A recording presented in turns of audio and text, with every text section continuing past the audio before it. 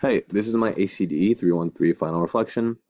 There were a bunch of long and arduous nights, and a lot of times they were frustrating, but ultimately, I think this class is a pretty fulfilling and insightful journey. This class was structured in three stages. The first was a field study where we looked a little bit odd in the aim of gaining some basic insights to the user. Interviews where we did one-on-ones to understand more about the questions we created during the field study, and surveys. We were trying to gain some empirical understanding of the data we collected in the interviews and field study stage. So this class is all about what? User research. So how do you start user research? Well, you start by picking a user, of course. Sarah gave us a list with a ton of different topics, and I ended up choosing IMA weight room members as my user group. This is because I have a huge passion for fitness, and I thought to myself, why not spend the next 3 months learning more about the people who do it? After picking a topic, we commenced stage one of the research, which was the field study portion. The field study was a deep hanging out or an observation of what people did in their environment. This is my first time formally doing a field study, but my nosy personality makes it so that I've done this before quite a few times, and I felt pretty prepared to watch weightlifters and make insightful observations without sticking out too much. So the preparation began to observe IMA weight room members. So it consisted of creating research questions to guide the observations, determining an inclusion criteria, which were UW students, gaining permission to do the observations, creating some ethical considerations, and creating a physical plan for performing the observations. The physical planning was pretty simple. I didn't need to recruit or create questions or recruit participants. All I needed to do was go to the weight room for 30 minutes and observe members in their natural habitat and write down some stuff that they do. I didn't think too much about blending in, but I dressed in my normal clothes, and now that I think back at it, I probably looked pretty out of place. I started the observations, and I immediately realized that there was way too much going on for me to catch all of it. So I thought to myself, man, like, what was important? Should I just observe everything I could and dilute my data later? How diverse should the people be that I observe? It was a mess my first time around, but I just went in with the idea of getting as much as I could and then aggregating my data later. Checking up the third observations luckily went much better than the first. I went back to the research questions I created during the preparation phase, and I read them a few times, and this was to really put them on my head and ingrain them so that I remembered the important questions I needed to answer when doing my observations. This provided a much more solid backbone, and I felt like the next two times it was much better.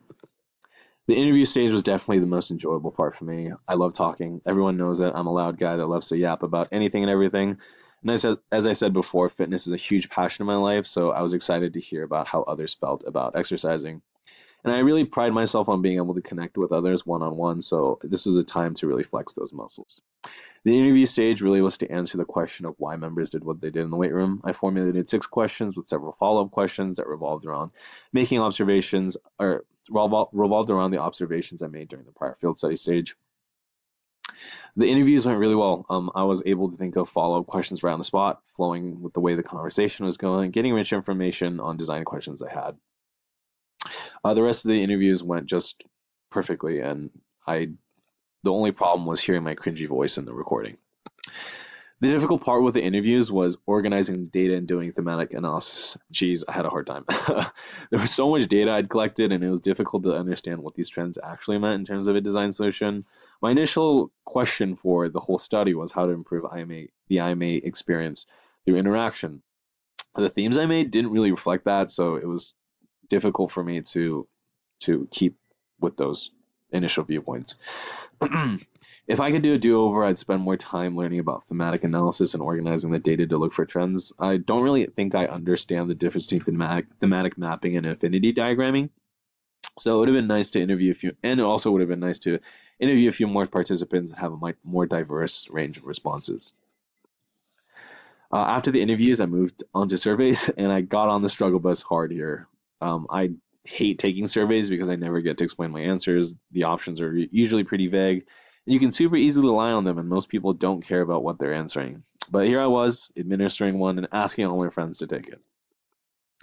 Again, like the other 2 stages, I prepared the questions by formulating questions I made from the thematic analysis from the data I collected during my interviews. This is really the difficult part creating the questions because my thematic analysis had been so vague and took me down so many avenues. I had a difficult time keeping true to the original design question. The second difficult part of the survey was visualizing it and creating conclusions on what it meant and then presenting it for 12 minutes. Like my one-on-one skills, I usually feel like I can perform a pretty good presentation, but I've never recorded myself and I've never presented for that long, and I found it really difficult.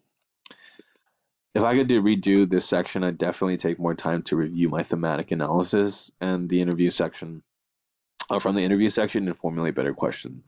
I started out trying to understand how interaction shapes the weight room experience, but I ended up doing more of a correlational study on how extroversion affects the desire or likelihood of interaction. This class really taught me how hard it is to perform user research. It's not something you can just BS your way through. It's a long and arduous process where each step builds on each other, and the little mistakes and oversights early on become much bigger problem later on. There were many difficult nights where I looked up at the ceiling and wondered why anyone would do this, but like hiking up a difficult path, cresting the mountain and seeing the view makes everything worth it.